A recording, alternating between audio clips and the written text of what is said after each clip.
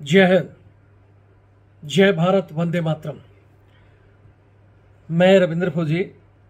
साथियों, एक छोटी सी समस्या, एक हमारे सेना के नायक साहब हैं, उनकी पत्नी का कॉल आया कि सर मेरे हस्बैंड को पहले चार्जशीट दी थी और चार्जशीट में उन्होंने साइन नहीं किया था, चार्जशीट को तो फाड़ दिया और फिर अब उसको शोकेस नोटिस दे दिया गया और उनसे जवाब मांगा जा रहा है और उनको परेशान किया जा रहा है।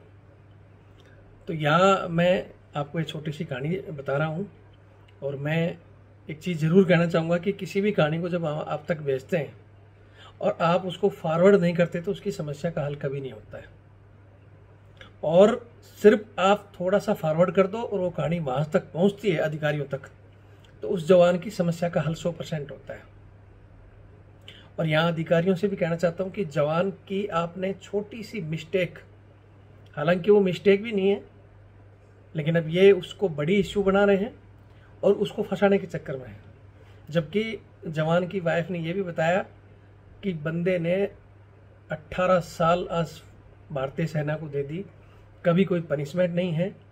और ये भी बताया कि सर वो ये कह रहा था कि यही जो आज सज़ा देने की बात कर रहा है, कानून झाड़ रहा है, इसने फील्ड के अंदर फैमिली रखी हुई है, जबकि लागू नहीं है। गेस्ट रूम है। गेस्ट रूम होता है कि कोई भी बंदा इमरजेंसी में या किसी की भी फैमिली घूमने वगैरह के लिए जाए, लेकिन गेस्ट रूम में है खुद ओसी साहब ने 1.5-2 साल से फैमिली रखी हुई है। और बंदे ने यह भी बताया कि मैंने इनकी फैमिली की भी सेवा की, यहाँ तक कि इनके झूठे बर्तन तक भी धोए। और आज ये मेरे को शोकेस नोटिस में ये चीज़ें मेरे से जवाब मांग रहा है और मेरे को फंसा रहा है। तो मैं थोड़ी सी कहानी आपको बता देता हूँ कि हुआ क्या था। एक सिर्फ कर्नल साहब कोई आए थे और उनको पानी पिलाने की बात, हद होगी यार। इतनी छोटी छोटी इशू अगर फौज में आप बनाकर बैठोगे तो सेना चलेगी। इशू पैदा किसने किया? हमारे एक सीएचएम हवलदार मेजर, उन्होंने उंगली लगाई और बात ओसी तक पहुंच गई। और आज पिछले 3-4 दिन से कोई कभी चार्जशीट टाइप हो रही है, कभी उसका शोकेस नोटिस। तो वो आदमी तो पता नहीं अपना दिमाग नहीं लगा रहा है, खुंदक कर रहा है।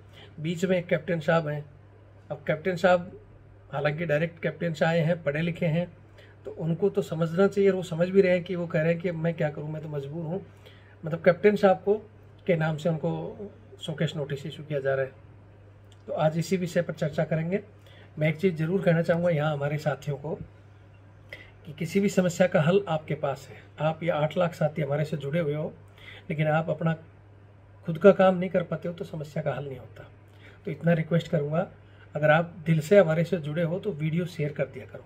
और जो चैनल से हमारे से जुड़ चुका है, जो टीम का हिस्सा बन चुका है, उनका काम है अपने साथियों को जोड़कर इस चैनल की संख्या बढ़ाना। ठीक है, किसी को भी समस्या आती है, ये मेरा नंबर है 8290354513 82 90 35 45 13। हर वीडियो में देता हूँ। समस्या आप हमारे तक भेजेंगे तो मैं वादा करता हूँ कि उस समस्या का हल रविंद्र फौजी अकेला नहीं, आप सब मिलकर करोगे तो हल हो जाएगा। और ये एक छोटी सी समस्या अगर आप वीडियो वायरल करोगे और इनके अधिकारी तक पहुँचेगी तो मैं गारंटी लेता हूँ कि ये समस्या हल होगी। जैसे कल परसों मैंने दिया था ना एक वीडियो, मात्र 2 घंटे में समस्या हल हो गई, जबकि उस जवान का तकरीबन 1,20,000 से 25,000 रुपये नुकसान होना था। हरियाणा इलेक्शन ड्यूटी में आया था पैरामिलिट्री फोर्स का जवान। 5 को इलेक्शन खत्म थे, 6 को उसको बोला गया कि पहले आसाम यहाँ जाओ और फिर यहाँ से टीसी से छुट्टी जाओ। 8 तारीख की उसकी सगाई थी, उसका तो नोट गुम हो गया था। और फिर उसने मेरे को रात को बताया, हालांकि रात को तो मैंने कुछ नहीं किया, फिर सुबह 9 बजे उसने याद दिलाया और 9 बजे ही मैंने उसको जहाँ जहाँ सर्कुलेट किया वहाँ किया, वीडियो बनाया। और उसके बाद में 1 बजे जब वो एयरपोर्ट पे जा रहा था, उसने बोला कि सर मेरा 10-12 हज़ार का टिकट अभी बनेगा और मैं जाऊँगा, फिर वापस आऊँगा 10-12 हज़ार का टिकट। और इस बीच में अगर उन्होंने जानबूझ के डिले कर दिया तो फिर मेरी एंगेजमेंट निकल जाएगी। वहाँ पूरा हलवाई, फोटोग्राफर, मैरिज हॉल सब कुछ बुक है, पैसा भी बर्बाद, और जो फंक्शन का परिवार ने एंजॉय लेना है वो भी नहीं हो पाएगा। लेकिन ऐसे में कई बार क्या होता है, वो जवान मेरे को नहीं बता रहा था बेचारा, उनकी मंगेतर ने बताया, क्योंकि वो वीडियो देखती थी और उन्होंने कहा कि सर ऐसा होता है क्या फौज में। हालांकि वो समस्या हल हो गई और रविंद्र फौजी की वजह से नहीं, आप सब लोगों की वजह से हुई है। जो अच्छे लोग हमारे से जुड़े हुए हैं, इन चीज़ों को सर्कुलेट करते हैं, और कुछ अच्छे अधिकारी जो हमारे से जुड़े हुए हैं, जहाँ हम ये चीज़ें भेजते हैं और फिर वो अगर उनका लिंक होता है तो वो डायरेक्ट सीओ से बात करते हैं। और समझदार सीओ साहब होते हैं जो इन चीज़ों में ये नहीं कि इसने वीडियो डाला है तो मैं इसकी और टांग खींचूँ या और कहीं फंसाऊँ, ये नहीं होता। अच्छा आदमी उस चीज़ को टिल करके, यहाँ तक कि बहुत से सीईओ की समस्या हमारे पास आई और हमने फ़ोन करके उनको बताया तो उन्होंने बोला ठीक है, कोई भी समस्या आती है तो हम उन नंबर खुद दे रखे हैं कि समस्या आती है तो बताना और पक्का हम उस चीज़ को हल करेंगे। तो अच्छा आदमी बताने वाले को नहीं, समस्या को हल करता है, और गलत आदमी समस्या बताने वालों को खोजता है। तो इस चीज़ का ज़रूर ध्यान रखें। और फिर कहता हूँ कि कल मैंने एक राजरेफ का जो रिजर्व आए हुए हैं हमारे फौजी, हकीकत में उन लोगों की वजह से हम लोग पेंशन ले रहे हैं, याद रखना। वो बेचारे 1965-71 की जो भी लड़ाई लड़ी ना, लड़ाई उन्होंने लड़ी, खून उन्होंने बहाया, और उस लड़ाई की वजह से ही हम लोगों को आज हमारी OR पीर पता नहीं क्या क्या मिल रहा है। लेकिन कल अफसोस है कि उनके वीडियो को मात्र 2000 लोगों ने देखा है। जब वो चीज़ें प्रधानमंत्री जी तक पहुँचेंगी नहीं तो उनको बढ़ेगी कैसे? तो ये हम जो सेल्फिश हो जाते हैं ना, कि अपनी समस्या फॉरवर्ड कर देंगे, दूसरे की से हमें कोई मतलब नहीं, वीडियो नहीं देखेंगे, तो भैया फिर मैं तो इतना ही कहता हूँ कि जो ऐसा स्वार्थी आदमी हमारे से जुड़ा हो, चले जाओ छोड़कर। चाहे वीडियो हमारा कम चले, कोई दिक्कत नहीं, कम लोग जुड़ें, लेकिन मजबूत लोग जुड़ें और मजबूत चीज़ जहाँ पहुँचानी है वहाँ पहुँचा दें और हमारा काम हो। हमें यही चाहिए। हमें चैनल बढ़ाने के लिए या TRP के लिए हमें कोई न्यूज़ नहीं चलानी है। मेरा कोई मालिक नहीं है कि मेरे को बोलेगा कि TRP नहीं आ रही फलाना। हमारे चैनल का हम खुद मालिक हैं, आप सब मालिक हो। आप सबकी बात सुनकर मैं काम करता हूँ। इसलिए आप लोगों से कहता हूँ कि जो कुछ नहीं कर सकता वीडियो को शेयर करो, सपोर्ट करो ना करो, कम से कम वीडियो शेयर कर दो, उसमें किसी का कोई पेमेंट नहीं लगता। ज़रूरी नहीं मेरी तरफ से तुम लाइक करो मत करो, कोई फ़र्क नहीं पड़ता, सिर्फ बात मेरी वहाँ तक पहुँचनी चाहिए। आज इस जवान की कहानी बता देता हूँ। इनकी वाइफ ने जैसे बताया कि इनकी ये RP ड्यूटी दे रहे थे 18 साल देश सेवा करने के बाद में, क्योंकि आपको पता है इस समय फ़ौज की नफरी बिल्कुल कम हो रखी है। स्कीम लिया है, भर्ती ज़्यादा करेंगे, कुछ नहीं है। डिफ़ी है 1.5 लाख सेना, वो मैं नहीं, GD बख्शी साहब भी बोल चुके हैं, ठीक है। और डिफ़ी होने के कारण ही हमारा ज़माना था, हमारे ज़माने में पुराने लश्कर नायक की भी ड्यूटी नहीं लगती थी, नायक की भी माफ़ होती थी, हवलदार की भी माफ़ होती थी। आज नायक हवलदार तक स्टैंडिंग ड्यूटी दे रहे हैं, वो भी गार्ड में। जैसे साहब कमांडर खड़े हैं, तो वो तो विषय मेरे से ऊपर लेवल का है, बस हम तो कोशिश ही कर सकते हैं। लेकिन इसमें नायक साहब हमारे संतरी ड्यूटी खड़े थे, RP ड्यूटी, और कोई सिविल ड्रेस में कोई कर्नल साहब आते हैं, और पास में उनके अपने एक कैप्टन साहब हैं वो थे और एक CHM थे। तो वो आए और आके सर उन्होंने इतना बोला कि भाई ये इनको पानी दिखा दो। तो जवान ने अपना ट्रे लिया, पानी दिखाने लगा, लेकिन उससे सिर्फ इतनी सी होगी कि ट्रे में लेके तो गया, लेकिन नज़दीक गया तो उसका कहाँ क्या सोचता, उसने उठाकर गिलास ऐसे पकड़ा दिया, ट्रे ऐसे हाथ में और गिलास पकड़ा दिया, और कर्नल साहब ने पानी भी पी लिया।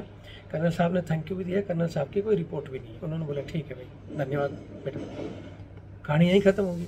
कर्नल साहब चले गए, कैप्टन साहब वहाँ बैठे। उसके बाद में CHM ने आके एक उंगली कर दी कि यार तेरे को तमीज़ नहीं, तू ट्रे के बजाय हाथ में ऐसे कैसे दे दिया कर्नल साहब को पानी। तो बोले सर मैंने तो पानी दिया है, मेरे को इस बात का थोड़ा सा दिमाग में भी नहीं था, कोई वो इशू भी नहीं है ना, कर्नल साहब ने कोई रिपोर्ट है नहीं। बोले कैप्टन साहब ने को बताया उसने कि साहब इसको आप वो करो, नहीं तो ऐसे तो फौज बिगड़ जाएगी फैलाना। अब उन लोगों की क्या दुश्मनी थी मैं नहीं कह सकता, लेकिन ये छोटे से इशू पे कैप्टन साहब बोला तो कैप्टन साहब ने भी कह दिया कि हाँ भाई तूने कभी वेटर ड्यूटी की है नहीं, क्या तेरे को पता नहीं कैसे कोई गेस्ट आता है? तो बोले साहब गेस्ट हमारे घर में भी आते हैं, अतिथि देवो भव, और मैंने पानी भी पिलाया। कर्नल साहब की कोई रिपोर्ट भी नहीं है। रही बात वेटर ड्यूटी की, तो मेरा ना तो वेटर ट्रेड है और ना ही मैंने कभी वेटर ड्यूटी की है। हाँ ट्रे में लेके गया था, और मैं मानता हूँ अगर आप कहते हुए हो तो चलो मैं मान लेता हूँ कि ठीक है मिस्टेक हुई है, लेकिन उस चीज़ को इशू करके कि तू तो जवान लड़ा रहा है। CHM ने उनको पंप भर दिया और बात OC तक पहुँच गई। OC साहब ने बुलाया कि हाँ भाई तूने तो आर्गूमेंट किया, और CO साहब को अनरिस्पेक्टबली पानी पकड़ाया, मतलब आपने जो डिसिप्लिन है उसको तोड़ते हुए हाथ में पानी पकड़ा दिया, इसलिए तुम्हारी चार्जशीट बनाई जाती है। चार्जशीट में उसने बोल दिया कि साहब किस चीज़ की चार्जशीट, आगे से अगर ऐसा है तो आप अपने यहाँ तो वेटर हायर करो, बुलाओ। मैं RP ड्यूटी में था, मेरी ड्यूटी में तो कोई दिक्कत नहीं, रिस्पेक्ट के मैंने पानी पकड़ा दिया। मैंने कैसे पकड़ाया, अगर आपको प्रॉपर तरीके से चाहिए तो वेटर मंगा लो। तो बोले तू साइन करेगा कि नहीं? बोले नहीं। तो उसने लिख के दे दिया कि हाँ भाई मैं वेटर ड्यूटी नहीं करूँगा, फौज का नायक हूँ, 18 साल सर्विस है। अब कहानी यहाँ से उसने उस समय चार्जशीट तो फाड़ दी और उसको दूसरे उसमें ले लिया कि अपनी यूनिट में वेटर ऑथराइज ही नहीं है, तेरे को कब किसने वेटर के लिए बोला, हमारे यहाँ कोई मैस नहीं है, क्योंकि उनका एक छोटा सा डेट है, वहाँ अफसर मैस भी नहीं चलता है और जैसे मैस भी रनिंग नहीं, सभी एक जगह खा रहे पी रहे हैं, जैसा कि मेरे को बताया गया। फिर बंदे ने बोला कि सर अब ये मेरे को 3 सवाल पूछे गए हैं, तो इनका क्या जवाब दूँ। ये बातें मेरी घूमकर उनकी मैडम के थ्रू हो रही थी, डायरेक्ट मेरी बात नहीं हुई है। तो फिर उन्होंने उनकी बातों बातों में मुझे मैडम ने ही ये भी बताया कि सर उसने कह रहा कि हमारे यहाँ तो वेटर नहीं है, कब तेरे को बोला गया, कब तेरे से कोई ऐसा काम कराया गया। तब मैंने उनकी बातों बातों से पता चला कि वेटर तो वहाँ नहीं है, ना वहाँ मैच चल रहा है, लेकिन वहाँ हमारे श्रीमान साहब ने, ओसी साहब ने 1.5 साल से फैमिली रखी है, फील्ड में रहते हुए भी जो गेस्ट रूम है उसका अकेले इस्तेमाल कर रहे हैं। और बोले सर मैंने 20 दिन से लगभग वो मैडम की, मैंने उनको पानी भी पिलाया, खाना भी खिलाया, उनके झूठे बर्तन भी धुलाया, क्योंकि उस समय कोई था नहीं और मैंने कर भी दिया। मैंने तब भी कोई रिपोर्ट नहीं की, और आज ये पूछ रहा है तो मैं उसमें कहानी में वो लिख दूँ क्या, मेरे से मांग रहा है। मैंने बोला पक्का लिखो, और जब ये चीज़ लिखेगा और उस चीज़ का मैं इस वीडियो में, अगली वीडियो में उनके बाय नेम बताऊँगा, तो क्या ओसी साहब उससे शोकेस नोटिस के जरिए जवाब मांग रहे हैं, क्या ओसी साहब ये जवाब दे देंगे क्या कि आपने गेस्ट रूम में अकेले फैमिली रखी हुई है, क्या आपके लिए वो ऑथराइज है, और किसी जवान से, नायक से आप बर्तन धुला रहे हो, क्या ऑथराइज है। आप एक तरफ तो कहते हो कि मेरी यूनिट में कोई वेटर नहीं है, मेरी यूनिट में ऐसा कोई काम नहीं कराया जाता, और उस जवान से भी कराया है, अभी भी कोई एक बंदा उसके वो काम कर रहा है। तो श्रीमान कुछ ऐसी चीज़ें हैं जिनमें हमने आंख बंद कर रखी है। मजबूर ना करो कि हम दोबारा हमारी आंखों को खोलें। मैं पहले इस ब्रिटिश रूल के खिलाफ हूँ, सहायक प्रथा के खिलाफ हूँ, और इस चीज़ का मैंने आर्मी चीफ तक, विपिन रावत जी थे तो मैंने 2 बार उनसे मुलाकात करके इस चीज़ को मैंने ख़त्म कराने की बहुत कोशिश की थी।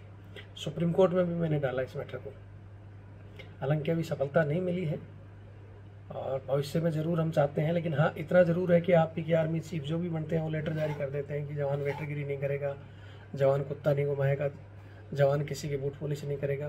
लेकिन फिर भी वो काम हो रहे हैं। आप लोग ही कहते हो कि कोई वॉलंटियर कर रहा है, या मजबूरी में जो भी लोग कर रहे हैं। ऐसे भी लोग हैं जो कल मेरे पास एक आ रहा था कि सर मजबूरी में मेरे को एक रिटायर्ड साहब अधिकारी के घर भेज रखा है, मैं क्या करूं। मैंने बोला ले अभी रिटायर्ड के तो 1 सेकंड लगेगा, 1 सेकंड में बदली हो जाएगा। लेकिन उसने बोला नहीं सर, मेरी नौकरी थोड़ी सी बची हुई है और मेरे को पता है आप 1 मिनट में बदली करा दोगे, आपका नाम यूनिट में बहुत तगड़ा चलता है। लेकिन फिर वो मेरे को तंग करेंगे। फिर बोले मैंने मेरी वाइफ से बात की तो उन्होंने बोला कि हम गरीब हैं, नौकरी कर लो। ऐसी कुछ मजबूरी में कुछ लोग कर रहे हैं तो उनका फ़ायदा मत उठाओ। कम से कम ठीक है, आप जो कर रहे हो करो, वो ऊपर वाला देखेगा। लेकिन कभी जवान से इतनी सी बात के लिए फिर उसकी पूंछ पकड़ कर खींचते हो, फंसाने की कोशिश करते हो, ये ना करें। बाकी मेरे जवान भाइयों से कहता हूँ कि इन चीज़ों को शेयर करो। कुछ ऐसी चीज़ें आती तो हमारे तक भेजो। पहले नॉर्मल वीडियो के ज़रिए से समझ जाता है तो ठीक है, नहीं तो फिर आपको मेरा तरीका पता ही है किस हिसाब से हम क्या करते हैं। और वीडियो भी हम सिर्फ एक एजुकेशन पर्पज़ के लिए बनाते हैं। फिर वो कहते हैं तुरंत ही अब तो वीडियो डिलीट करवा दो, काम हो गया। इसलिए हम बिना नाम लिए बताते हैं कि आपका नाम बदनाम नहीं हो। और ये कहानी मैंने जहाँ जैसे पहुँचानी होती है मैं पहुँचा देता हूँ।